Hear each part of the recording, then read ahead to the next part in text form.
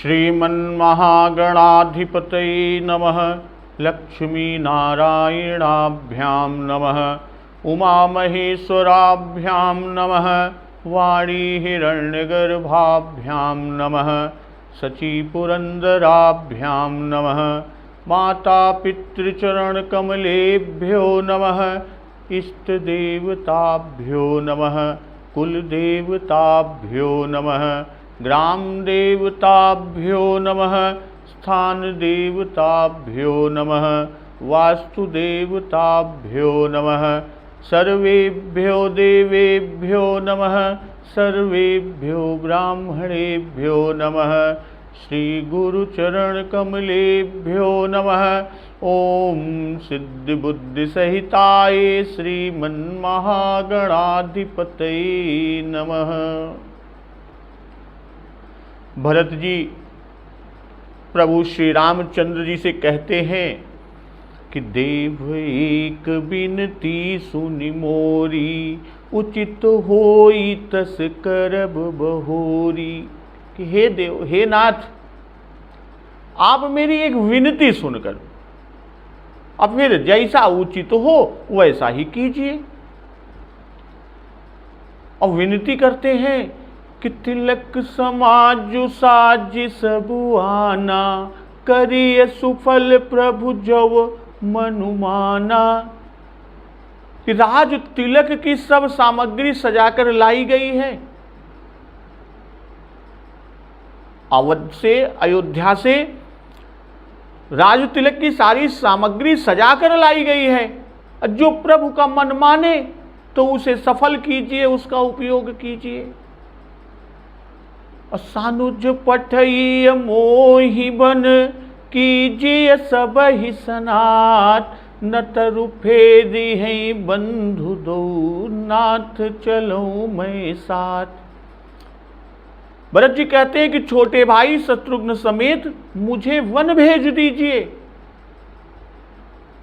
और अयोध्या लौटकर आप सबको सनाथ कीजिए। अगर ये नहीं होता है, न तरु फेरी है बंधु दो, नाथ चलो मैं साथ। और नहीं तो किसी तरह भी यदि आप अयोध्या जाने को तैयार न हो तो हे नाथ, लक्ष्मण और शत्रुघ्न दोनों भाइयों को लौटा दीजिए और मैं आपके साथ चलता हूं। तो न तरु जाहि बन तीनों भाई, बहुरी सी सहित रघुराई।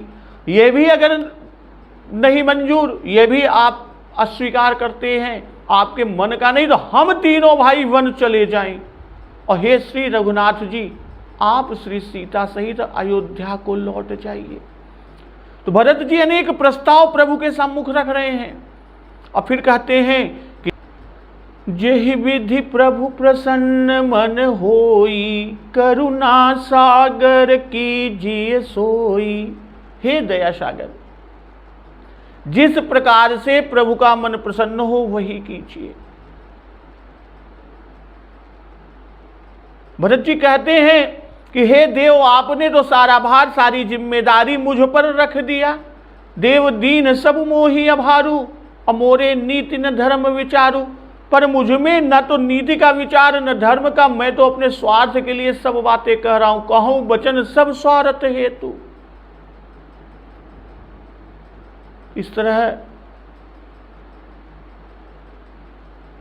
भरत जी कहते हैं कि प्रभु प्रसन्न मन सकुच तजी, जो जेहि आय सुदेव। सो सिर धरि धरि करी सबू, मिटी अनट अवरेब। भाई, प्रसन्न मन से संकोच को त्याग कर प्रभु जिसे जो आज्ञा देंगे उसे सब लोग सिर चढ़ा चढ़ा कर पालन करेंगे और सब उपद्रव और उलझने मिट जाएंगी।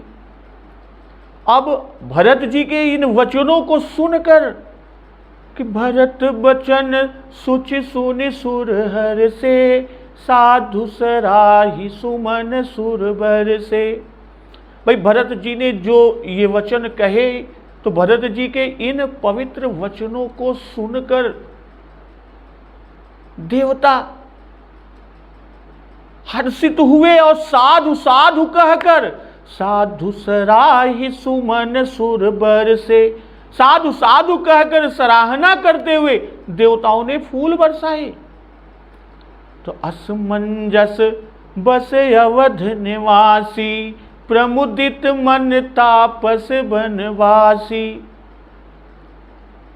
अयोध्या के निवासी असमंजस के वश हो गए कि देखें अब श्री राम जी क्या कहते हैं। तपस्वी और वनवासी लोग श्री राम जी के वन में रहने की आशा से मन में परमानंदित हो रहे हैं। तो चुप ही रहे रघुनाथ संकोची, प्रभु गति देखी सभा सब सोची। किंतु संकोची श्री रघुनाथ जी चुप ही रहे, कि चुप ही रहे रघुनाथ संकोची, प्रभु गति देखी सभा सब सोची। भक्त वत्सल कृपालु प्रभु श्री रामचंद्र जी की यह स्थिति, यानी प्रभु को मौन स्थिति में देखकर सारी सभा सोच में पड़ गई। तो भरत बचन सुचि सुनी सुरहर से। भाई भरत जी के वचनों में स्वार्थ का सर्वथा पूर्णतया त्याग है, भरत जी के वचनों में निष्कामता है और सेवक धर्म का सच्चा आदर्श है, एवं स्वार्थ और परमार्थ का सार है। इसी से उनको सूचि कहे कि भरत वचन सूचि सुनि सुरहर से। भाई भरत जी के जो अंतिम के वचन, सबसे बाद में वचन, उन वचनों में लेस मात्र अपवित्रता नहीं। पहले के दो पक्ष जो उन्होंने लिए उनमें स्वार्थ की पूरी झलक। तीसरे में प्रसन्नता हो वह कीजिए यह कहा गया, पर यह वहां संकोच फिर भी मन में रहता है, और इससे तो संकोच ही हटा दिया, संकोच को भी हटा दिया। भाई देवता खिन्नचित्त हो गए थे कि सुरगण सहित सब है सुर राजू। तब अपने अनुकूल वचन सुनकर देवता हर्षित हुए। भाई विपत्ति अब इस स्थान से यानी देवताओं की तरफ से उठकर फिर से अवधवासियों पर जा पहुंची कि असमंजस बस अवध निवासी। देवताओं ने बहुत फूल बरसाए, सुमन सुर बरसे, देवताओं के द्वारा सुमन वृष्टि की गई, सुमन की वर्षा, पुष्पों की वर्षा की गई।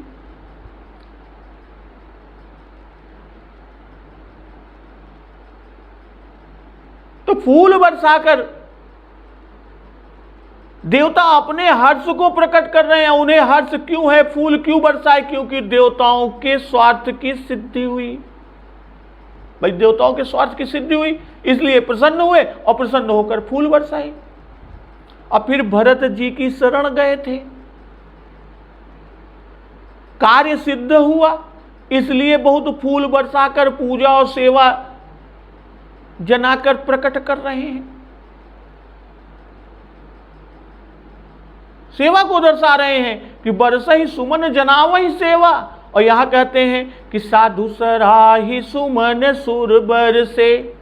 साधु सराहि अर्थात साधु साधु, जो तुमने कहा वह सत्य है, सत्य है, शाबाश, ऐसा क्यों न कहो, क्योंकि तुम पूरे साधु हो। जो पराये कार्य को साधे वही साधु है।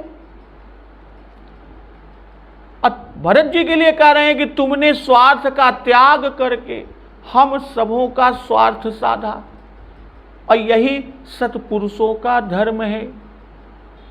फिर साधु सराहि भरत धन्य कही नभ सुर बरसहि फूल। भाई सुर गुरु, देवताओं के गुरु बृहस्पति जी के कि तजहु सोच विधि बात बनाई, इन वचनों की यहां पर सफलता दिखा रहे हैं। अभी तक भरत जी बराबर लौटाने को ही चाहते रहे। भाई सर्वत्र भरत जी का यही भाव प्रदर्शित होता रहा, यही वो भाव दिखाते रहे कि राम जी लौट चले, अयोध्या लौट जाएं। जैसे कि तुम पय 5 मोर भल मानी, आयसु आशीष देहु सुबानी, जय सुनि विनय मोहि जन जानी, आवहि बहुरी राम रजधानी। श्री राम। अब दूसरी जगह कि मिटई कुरोग राम फिर आए, बसई अवध नहीं आन उपाए। और तीसरा कि सुनि बन गमन कीन्ह रघुनाथा, करि मुनि वेश लखन सिय साथा, बिनु पानहि पया देहि पाए, शंकर साखी रहो एहि घाये। इससे ये दिखा रहे हैं कि आपका वन में रहना हमको अप्रिय है, इसलिए अवश्य लौटावेंगे। अब फिर भरत जी के मन का विचार कि अवश्य फिर ही गुरु आय सुमानी, मुनि पुनि कहब राम रुचि जानी, मातु कहे बहु रहि रघुराऊ, राम जननी हठ करब की काऊ। तो इससे देवता दुखित रहे। अब सुखी हुए जब भरत जी ने कहा कि किए रजाई कोटि विधिनी का। अब फिर कहते क्या है कि अब कृपालु मोहि सो मत भावा, सकुच स्वामी मन जाई न पावा। और फिर कहते भी हैं कि मन प्रसन्न करि सकुच तजी, कहूँ करो सोई आज, सत्य संध रघुबर वचन, सुनिभा सुखी समाज। तो यहाँ कि असमंजस बस अवध निवासी। तो अवध के जितने भी निवासी हैं, जितने भी अवधवासी हैं, वह सब असमंजस में हो गए, असमंजस के वश हो गए। अप्रमुदित मन तापस वनवासी। भाई वन में रहने वाले जो तपस्वी वे प्रसन्न हुए, क्योंकि प्रभु के वनवास से वे तपस्वी निर्भय तप कर सकते हैं। और कोल किरात आदि हर्षित हुए कि दर्शन का विक्षेप होने वाला था, सो मिट गया, अब दर्शन होते रहेंगे। और यह सब सुनकर चुप ही रहे रघुनाथ संकोची, प्रभु गति देखी सभा सब सोची। भाई प्रभु को मौन देखा, सभा सब अर्थात अवध समाज, मुनि समाज, देव समाज सभी सोच में पड़ गए कि प्रभु श्री राम जी क्यों नहीं बोलते, प्रभु को क्या संकोच है। तो इसका उत्तर, यद्यपि भरतलाल जी ने कहा कि प्रभु प्रसन्न मनु सकुच तजी, जो जेहि आय सुदेव, सो सिर धरि धरि करी ही सबू, मिटी ही अनट अवरेव। फिर भी इस प्रकार की आज्ञा देना तो दूसरे शब्दों में राजा होना स्वीकार करना है, क्योंकि राजा की ही आज्ञा सब पर चलती है। श्री राम जी संकोच से भरतलाल को ऐसा उत्तर नहीं देना चाहते थे, इसलिए चुप ही रह गए। अब प्रभु को संकोच में देखकर सारी सभा सोच में पड़ गई कि प्रभु श्री राम संकोच से चुप हैं। ऐसा मालूम होता है कि इन्हें अपने कार्यक्रम में किसी प्रकार का कुछ भी परिवर्तन इष्ट नहीं है, पसंद नहीं है। संकोच एक तो यह कि इत पित बच उत बंधु सकोचो, और दूसरे जो भरत जी ने कहा कि हम वन को जाएं, इससे संकोच कि हम बड़े होकर घर रहें और ये लड़के वन में कष्ट झेलें। और फिर नतर जाहि बन तीनों भाई, इसे सुनकर बुद्धि और विवेक कुछ काम ही न कर सके, इसलिए प्रभु चुप हो ही रहे। भाई कब तक चुप रहते और न जाने क्या होता, अर्थात न जाने क्या उत्तर देते। वे सोच में मग्न थे कि इतने में कि जनक दूत ते ही अवसर आए। इतने में जनक जी के दूत आ गए और उनके आने से और ही प्रसंग चला। यह प्रसंग तो जाता रहा, मानो सोच सिंधु का आधार, सोच सिंधु का आधार ये दूत जहाज रूप से हुए। भाई चुप रहने के पीछे के भाव कई हैं, जैसे गंभीर स्वभाव है। इन वचनों में अपने मनोरथ की सिद्धि देखकर भीतर से संतुष्ट हुए कि शीघ्र कुछ न कहा जाए, क्योंकि सभा को दुख होता।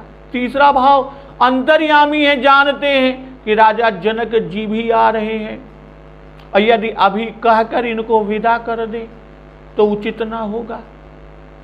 सबका दरबार एक साथ हो जाए, सबका एक साथ समागम हो जाए, और वे भी जो कहना चाहें जनक महाराज जी भी कह लें, और तब उनके और यानी जनक महाराज और गुरु वशिष्ठ जी दोनों के सिर भरत जी की रक्षा भार भी सौंप कर और सबको एक साथ लौटावे।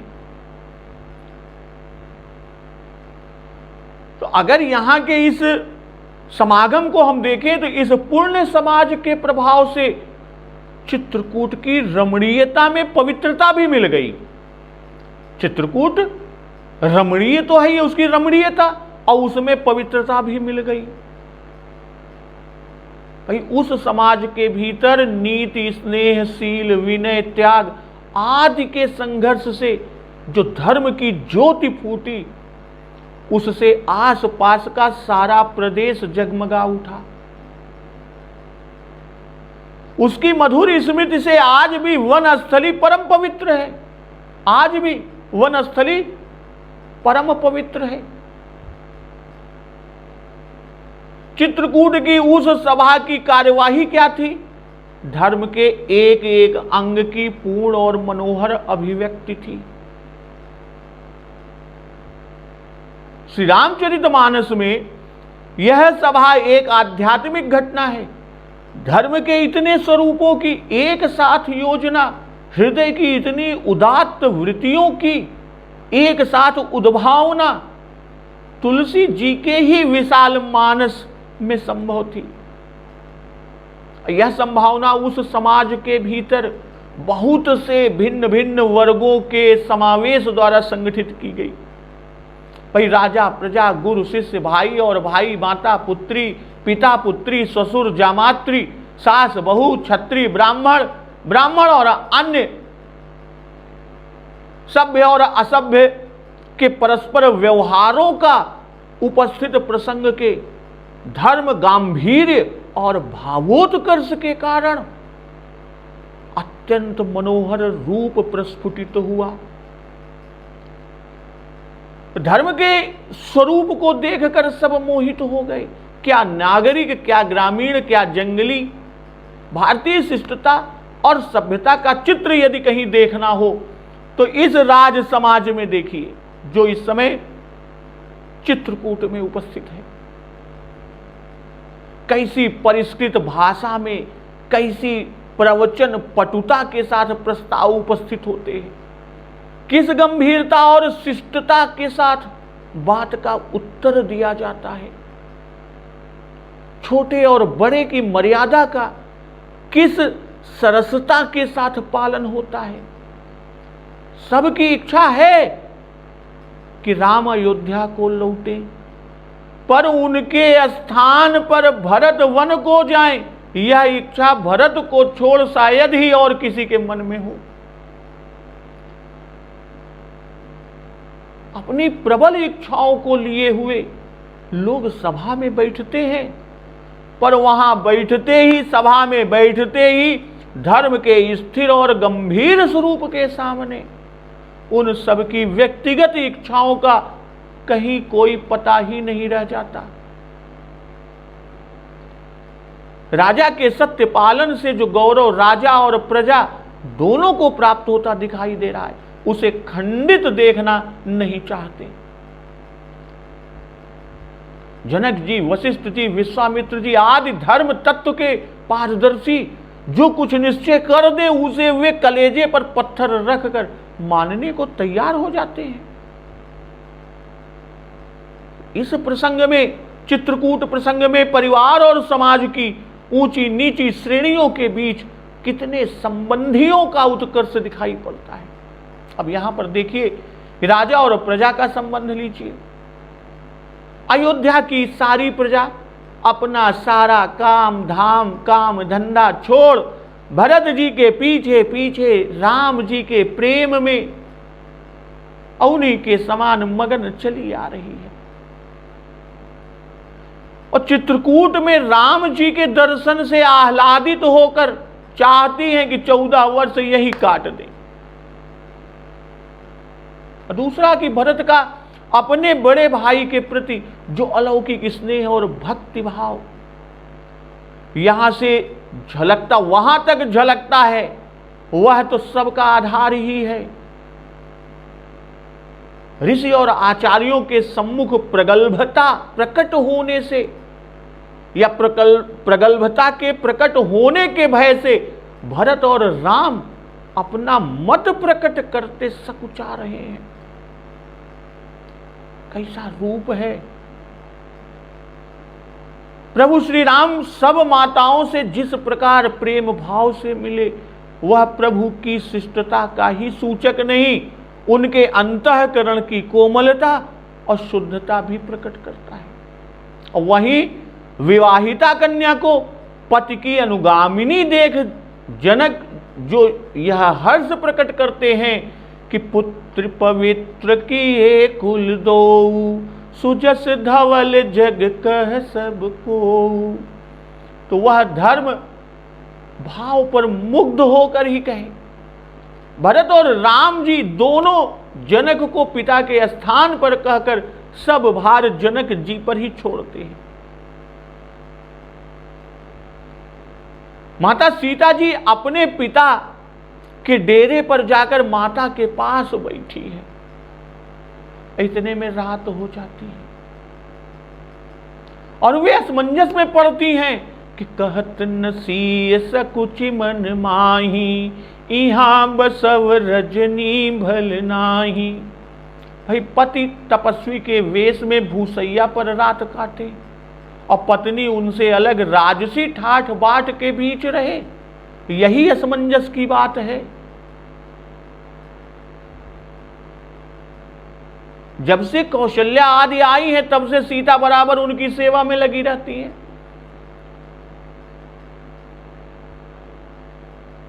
केवट, अब यहां का एक प्रसंग और देखिए,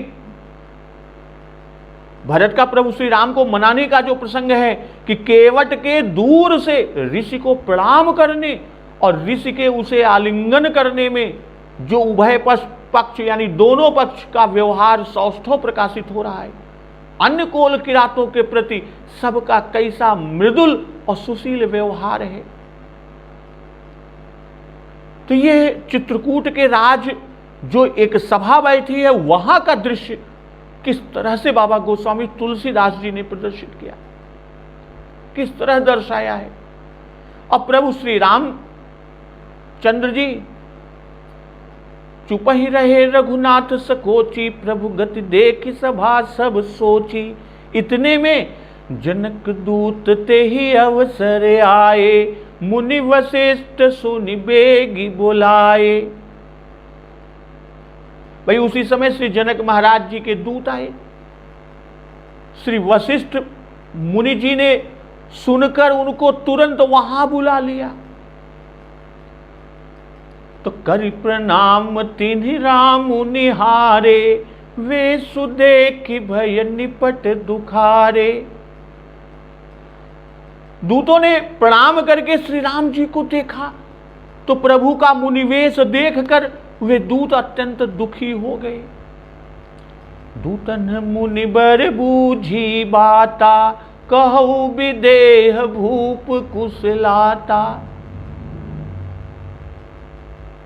मुनि श्रेष्ठ ने दूतों से बात पूछी कि विदेह राज का कुशल समाचार कहो। तो सुन सकुचाई नाई महिमा था, बोले चर बर जोरे हाथा। मुनिश्रेष्ठ ने दूतों से बात पूछी कि विदेह राज का कुशल समाचार कहो।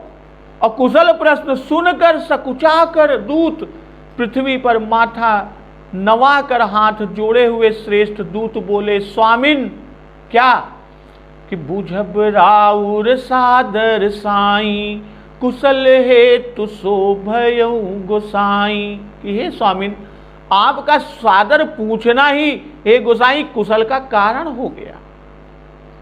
तो जनक दूत ते ही अवसरा। जनक दूत, भाई यहां विदेह शब्द का उल्लेख बाबा गोस्वामी तुलसीदास जी ने नहीं किया, क्योंकि जो विदेह होगा वह दूत कैसे भेजेगा। अब विदेह के दूत इतनी दूर जाते क्यों कर? वे तो ब्रह्मानंद में ही मग्न रह जाते, थोड़ी दूर चलते ब्रह्मानंद में मग्न हो जाते।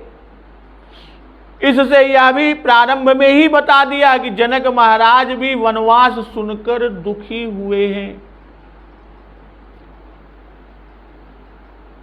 जनक महाराज वनवास सुनकर दुखी हुए हैं। और ऐसे ऐसे अवसरों पर, इस तरह के जब भी अवसर आए हैं, तो प्रायः बाबा गोस्वामी तुलसीदास जी जनक या नृप आदि शब्दों का प्रयोग किए हैं। जैसे जनक कीन्ह कौशिक ही प्रणामा, दूसरा उल्लेख मुदित राव कही भले कृपाला, भले ही कृपाला, अपठये दूत बोलते ही काला। तो तेही अवसर कि तेही अवसर कौन आया? जनक दूत तेही अवसर आए। तेही अवसर जिस समय सब सोच में पड़े थे, प्रभु गति देखी सभा सब सोची, पूरी सभा के लोग सोच में थे। श्री रघुनाथ जी संकोच वश चुप थे, प्रभु श्री राम कुछ बोलते नहीं थे। तेही अवसर। और फिर मुनि वशिष्ठ सुनि बेगी बुलाए। भाई यहां वशिष्ठ जी पिताजी के स्थान पर हैं और इससे वशिष्ठ जी ने बुलाया। और विवाह के समय जब दूत आए थे तब राजा ने बुलाया था, क्योंकि वहां पर राजा जी मौजूद थे। अब बेगी बुलाए, इससे अपना प्रेम और उनका सम्मान को दिखाया। और दूसरे कि सभा के उत्थान का समय जानकर शीघ्र बुलाया, कि जिससे सब जनक महाराज के आगमन का समाचार सुन लें। और तीसरे, जितनी जल्दी आवेंगे जनक महाराज उतनी ही जल्दी सबका सोच संकोच दूर हो जाएगा, लोगों का चित्त उधर लग जाएगा। वे शीघ्र न बुलाए जाते तो संभव था कि रघुनाथ जी भरत को कुछ उत्तर भी दे देते, तब फिर सबको अवध लौटने की तैयारी करने पड़ती, सबको शोक होता। उनके शीघ्र आ जाने से सभा इसी समय समाप्त होगी, कुछ दिन सबको और राम दर्शन का सौभाग्य प्राप्त होगा। इसलिए बेगी बुलाए। करि प्रणाम तिन्ह राम निहारे। गुरुजी ने जब बुला भेजा तो पहले गुरुजी को प्रणाम करना उचित था, इसलिए गुरुजी को प्रणाम किया और तब श्री राम जी की ओर निहार कर देखा कि वे सुदेखी भय निपट दुखारे।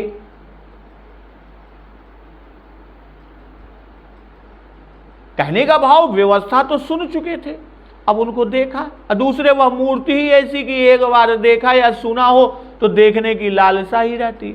वेश देखकर निपट दुखी हुए, निपट दुखारे।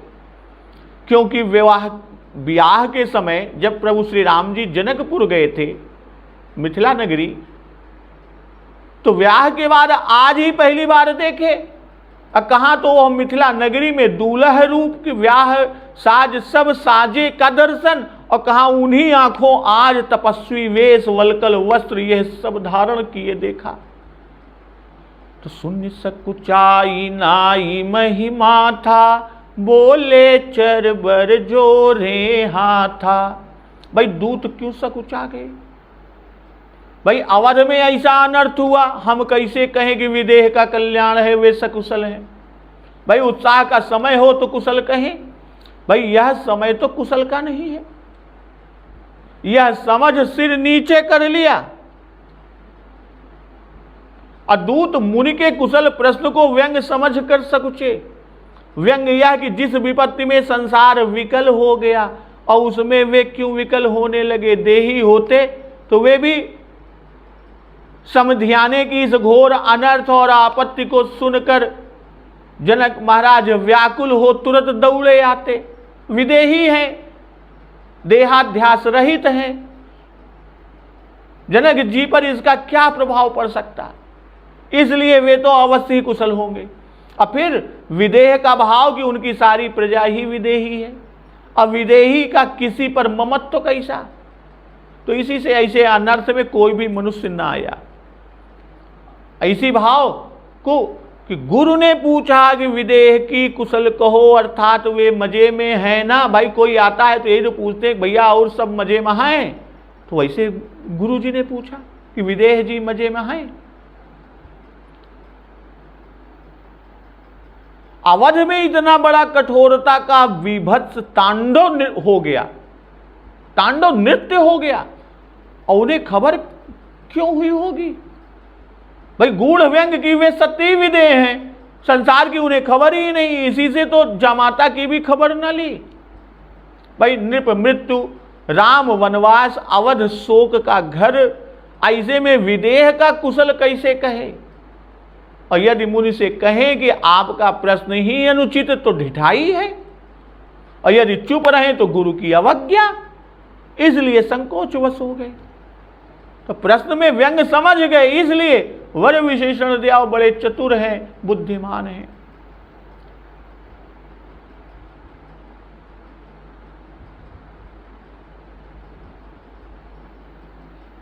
तो दूतन की जब बात किया,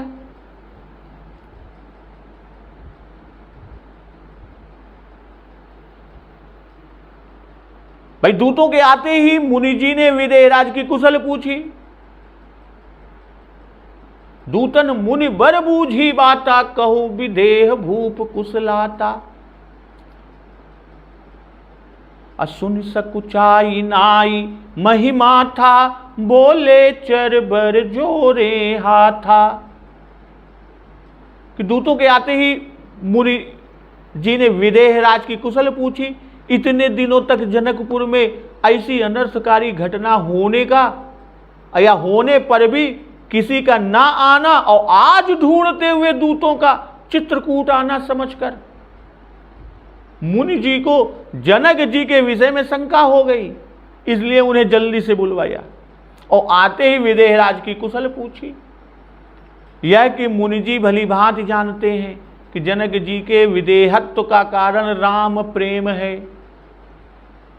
चक्रवर्ती जी का प्रेम प्रकट था, इनका गूढ़ है, जनक जी का प्रेम गूढ़ है। दूत के आने से मुनि जी को उनकी कुशल में संदेह हो उठा कि कहीं सम समधि ने अपना समत्व अंत तक तो नहीं निभाया। दूत बड़ा बुद्धिमान था, प्रश्न सुनते ही सभा से समझकर संकुचित हो गया, कैसे कहे कि सब कुशल है। इसलिए वह विदेहत्व को राजा के प्राण बचने का कारण बतलाने लगा। यदि विदेह ना होते तो उनकी भी चक्रवर्ती की सी गति होती। कि बुझब राउर सादर साई, कुशल हेतु शोभयउ गोसाई। भाई आदर पूर्वक पूछना ही कुशल का कारण हुआ, अर्थात कुशल न थी, उनकी विदेह दशा जाती रही थी। जनक जी ऐसे व्याकुल हो गए कि उनका कुशल नहीं जान पड़ता था, पर आपने जो विदेह संबोधन करके जनक महाराज का कुशल पूछा है, तो अब वे अपनी पूर्व विदेह दशा को अवश्य प्राप्त हो जाएंगे, उनका शोक अब दूर हो जाएगा और वे जीवित या कुशल बच जाएंगे। तो आपके ये दोनों शब्द ही जनक महाराज के लिए आशीर्वाद रूप हैं। नाहित कौशल नाथ के साथ कुशल गई नाथ, मिथिला अवध विशेष ते जगु सब भयउ अनाथ।